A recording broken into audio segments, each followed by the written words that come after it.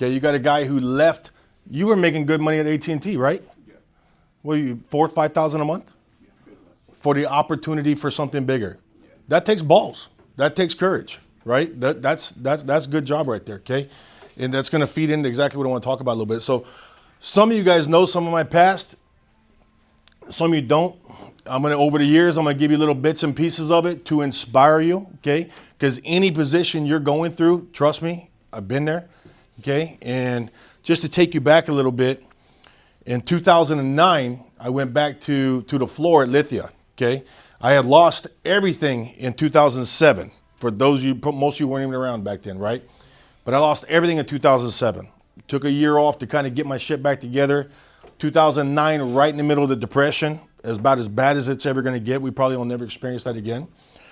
I went back to Lithia, and when I interviewed with my old boss, who now was the GM of the store, and I went in, and he thought I wanted management.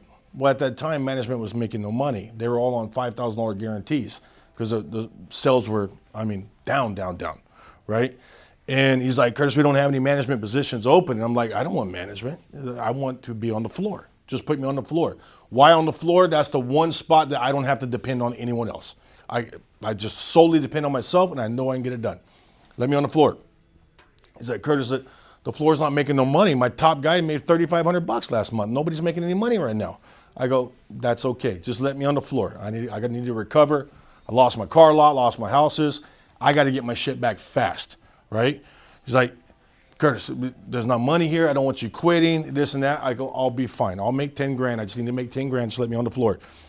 He almost talking me out of it to save himself some embarrassment because he doesn't believe it. And I'm like, just put me on the floor. I'll be fine. He's like, all right, I'll let you on the floor, but don't quit on me in 30 days. I'm not going nowhere, right?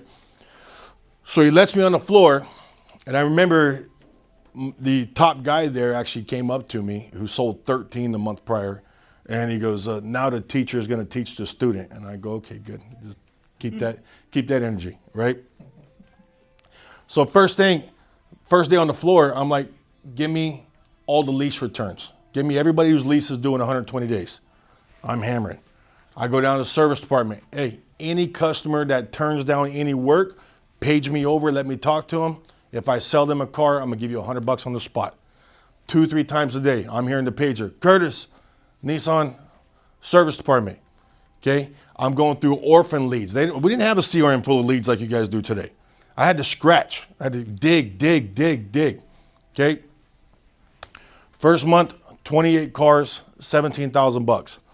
Everybody's like, what the fuck just happened there, right? The previous top guy did like 10. He was totally crapped out, okay? Second month, bang. Third month, bang. 4 months, sold exactly 100 cars in 4 months.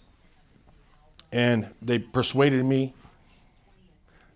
Freddie is trying to help me with new words. He wants me to use the word persuasion instead of manipulate. They persuaded me to take a management position to help teach the other guys, okay? What happened in that 4 months is all ships rise with the tide, and all of a sudden, everybody starts selling more cars. All of a sudden, this starts spreading wildfire across town. We got people coming from Chrysler. We got people coming from Michaels. We got people coming in saying, hey, can we get in? You guys are the only ones selling cars. Can we get in? You guys are the only ones selling cars.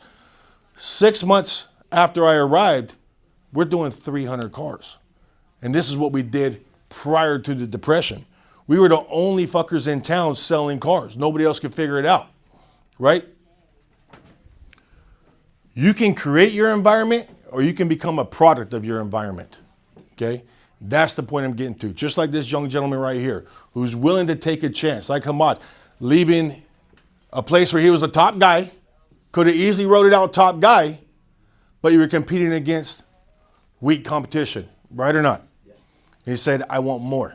I want to take a chance. I want more, right? You can create your environment, or you can become a product of your environment. It's your choice. We all get to choose what we want to do, right? What was the difference between me and them back then? One, they were a product of their environment. They were defeated. Two, I had a burning fucking desire to win. I went there with purpose. I just lost everything I had worked for, and I had a chip on my shoulder. I said, I'm gonna get all that shit back in half the time that I got it the first time. I'm not gonna fuck around. I don't care what's going on in your world. I don't care if that guy only made $3,500. I don't care what the situation, none of that means anything to me. All I need is an opportunity. I'll take care of the rest. I'll create my own environment. Does that make sense, guys? We do a lot of training. The one thing I can't teach any of you guys is the desire to win. You have to bring that to the table. You have to come here with an attitude of a winner. You got to come here with the attitude with I don't give a fuck attitude. I don't give a fuck what's going on. I don't care if nobody here sells a car today. I care if I sell a car today. You got to bring that to the table. We'll teach you guys everything else. Okay? And you got a lot of support. You got more staff support here than any other place you can go. But you got to bring that winning fucking attitude when you come here. That's on you. All right? Just like this young man. Just like that guy. You guys have people here. How does Omar sell twice as many cars as everybody else at the same store every month? How does that happen? It can't be luck every time. Right? You got to bring that to the store. All right? You guys bring that. We'll take care of the rest. But today, you guys are all going to be committed to 8 or 10 hours, whether you like it or not. Right or not? Somebody's got to pay for that. Somebody's got to pay for that time. All right?